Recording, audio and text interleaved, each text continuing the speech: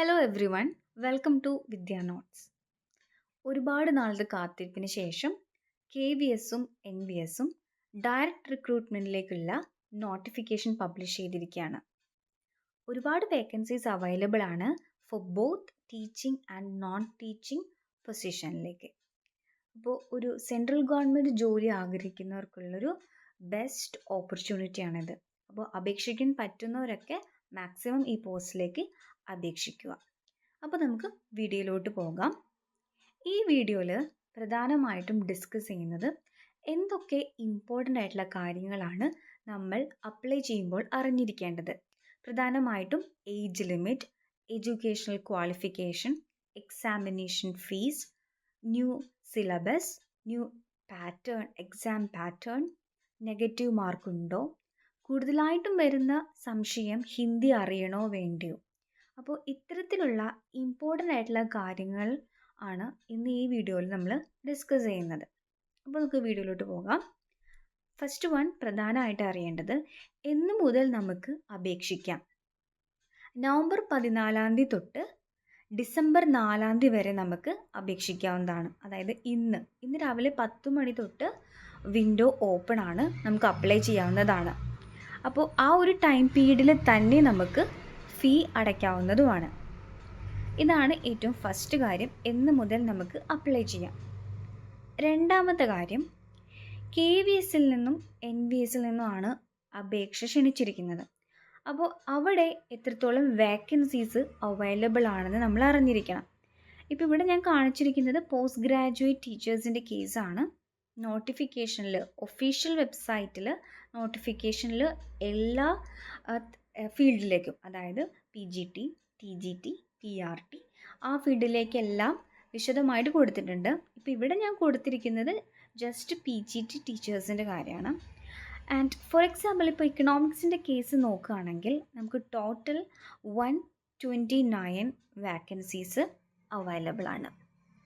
അതുപോലെ തന്നെയാണ് മറ്റുള്ള സബ്ജക്റ്റിൻ്റെ കേസിലേക്കും നമുക്ക് അധികം കൂടുതൽ ഒഴിവുകൾ പറഞ്ഞിട്ടുണ്ട്. ഇപ്പോൾ ഇക്കണോമിക്സിൻ്റെ കേസിലാണെങ്കിൽ 129, അതിൽ തന്നെ നമുക്ക് unreserved categories, EWS, OBC, SC/ST categories, അത് കൂടാതെ തന്നെ നമുക്ക് ഡിസേബിൾ ആയിട്ടുള്ള ഉള്ളവർക്ക് വേണ്ടിയിട്ടുള്ള വാക്കൻസീസ് നമുക്ക് ഉണ്ട്. ഇപ്പോൾ ഇവിടെ ഏകദേശം തന്നെ ഒരു 10ഓളം വേക്കൻസീസ് ഉണ്ട് ഡിസേബിൾ ആയിട്ടുള്ളവർക്ക് തന്നെ, വിഷ്വൽ ഇമ്പയർഡ്, ഹിയറിംഗ് ഇമ്പയർഡ് ഒക്കെ ഉള്ളവർക്ക്. ഇനി ഇതാണ് KVS-ൻ്റെ കേസ്. KVS-ൽ 129 ആൻഡ് പ്ലസ് അതർ 10 ഉണ്ട്. ഇനി ഇവിടെ NVS-ൻ്റെ കേസിലാണെങ്കിൽ ഇവിടെ എക്കണോമിക്സിന് 148 വേക്കൻസി ഉണ്ട്. ആൻഡ് അതർ ഡിസേബിൾ ആയിട്ടുള്ളവർക്കും ഉണ്ട്. അപ്പോൾ ഒരു ടോട്ടൽ നമുക്ക് ഒരു 293 വേക്കൻസീസ് എക്കണോമിക്സിനായിട്ട് തന്നെ വരുന്നുണ്ട്. ഓക്കെ, അപ്പോൾ എത്രത്തോളം വേക്കൻസി ഉണ്ടെന്ന് നമുക്കിപ്പോൾ മനസ്സിലായി. ഇനി അടുത്ത ഇമ്പോർട്ടൻ്റ് ആയിട്ടുള്ള കാര്യം, എക്സാമിനേഷൻ ഫീ. നമ്മൾ PGTക്ക് അപേക്ഷിക്കുകയാണെങ്കിൽ എത്ര രൂപ എക്സാം ഫീ അടയ്ക്കണം? PGT ആണെങ്കിൽ എക്സാമിനേഷൻ ഫീ 1500 രൂപയും പ്രോസസ്സിംഗ് ഫീ 500 രൂപയും, ടോട്ടലായിട്ട് 2000 രൂപ നമ്മൾ അടയ്ക്കേണ്ടതുണ്ട്. ഇപ്പോൾ ഓരോ കാറ്റഗറിക്ക്, ഇപ്പോൾ TGT ആണെങ്കിലും ആ സെയിം എമൗണ്ട് തന്നെയാണ്. ഡിഫറെൻറ്റ് പോസ്റ്റ് ഇവിടെ കൊടുത്തിട്ടുണ്ട്, അതിനനുസരിച്ചുള്ള എക്സാമിനേഷൻ ഫീയും പ്രോസസ്സിംഗ് ഫീയും ഇവിടെ ഓൾറെഡി കൊടുത്തിട്ടുണ്ട്. അപ്പോൾ അത് മനസ്സിലായി. ഇനി അടുത്തത് നമ്മുടെ ഏജ് ലിമിറ്റ്, എസെൻഷ്യൽ ക്വാളിഫിക്കേഷൻ എന്താണ് നമുക്ക് വേണ്ടത്, ആൻഡ് പേ സ്കെയിൽ. ഇവിടെ പേ സ്കെയിൽ വരുന്നത് 47,600 മുതൽ 1,51,100 വരെയുള്ള റേഞ്ചിലാണ് ഒരു PGT ടീച്ചർക്ക് ലഭിക്കാവുന്ന pay scale. And age limit എന്ന് പറയുന്നത് 40 വയസ്സിൽ കൂടാൻ പാടുള്ളതല്ല, not exceeding 40 years. And essential qualification as usual ഒരു PG വേണം, PG ഗ്രാജുവേറ്റ് ആയിരിക്കണം, ആൻഡ് 50% മാർക്ക് ഉണ്ടായിരിക്കണം, B.Ed ഉണ്ടായിരിക്കണം. ആസ് നോർമലുള്ള ഒരു ക്വാളിഫിക്കേഷൻ തന്നെയാണ്. അതിപ്പോൾ may be integrated post graduate കോഴ്സിൽ നിന്നായാലും കുഴപ്പമില്ല, ഇതിലേതെങ്കിലും ഒന്ന് നമുക്ക് ഉണ്ടായിരിക്കണം. ആൻഡ് നമുക്ക് ഹിന്ദിയിലും ഇംഗ്ലീഷിലും സംസാരിക്കാനുള്ളൊരു കഴിവ്, അതായത് ഇപ്പോൾ സെൻട്രൽ ഗവൺമെൻറ് ജോലി ആയതുകൊണ്ട് തന്നെ നമുക്ക് ഇന്ത്യയിൽ എവിടെ വേണമെങ്കിലും നമുക്ക് ജോലി ലഭിക്കാം. അപ്പോൾ ക്ലാസ് മിക്കതും ഇംഗ്ലീഷിലായിരിക്കും, എന്നാലും ഒന്ന് ഹാൻഡിൽ ചെയ്യാനായിട്ട് നമുക്ക് കുറച്ച് ഹിന്ദിയെങ്കിലും അറിഞ്ഞിരിക്കണം. ഓക്കെ, ഇതാണ് നമ്മുടെ പോസ്റ്റ് ഗ്രാജുവേറ്റ് ടീച്ചേഴ്സിനുള്ള ഏജ് ലിമിറ്റും എസെൻഷ്യൽ ക്വാളിഫിക്കേഷനും പേ സ്കെയിലിൻ്റെ ഡീറ്റെയിൽസ്. ഇത് മനസ്സിലായെന്ന് വിചാരിക്കുന്നു. ഇനി അടുത്തൊരു കാറ്റഗറി നമ്മുടെ എക്സാമിൻ്റെ പാറ്റേൺ എങ്ങനെയാണ്. എക്സാമിൻ്റെ പാറ്റേണിൽ മാറ്റങ്ങൾ വന്നിട്ടുണ്ട്.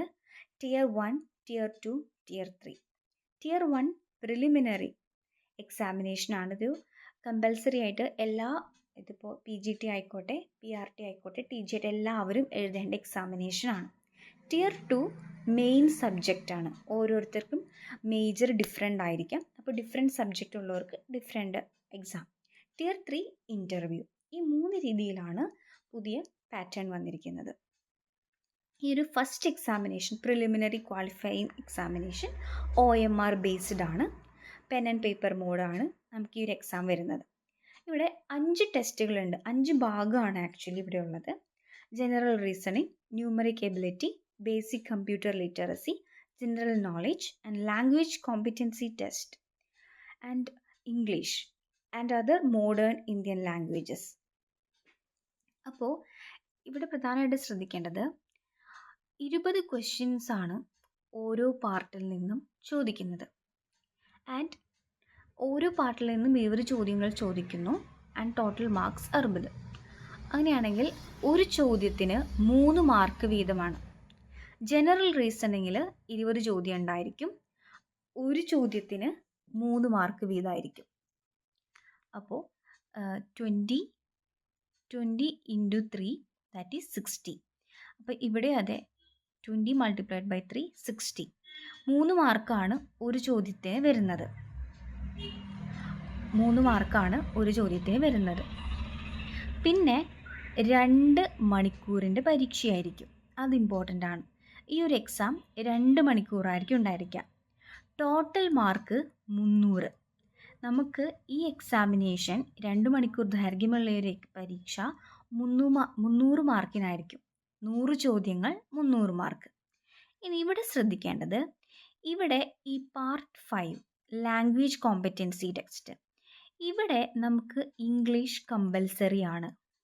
പ്ലസ് നമുക്ക് അതർ മോഡേൺ ഇന്ത്യൻ ലാംഗ്വേജസ് എന്ന് പറഞ്ഞിട്ടുണ്ട്. ഇതിൽ നമുക്ക് ഏത് വേണമെങ്കിലും ചൂസ് ചെയ്യാം. അതാണ് ഒരു മാറ്റം വന്നിരിക്കുന്നത്. ഇവിടെ നമുക്ക് മലയാളം ചൂസ് ചെയ്യാം.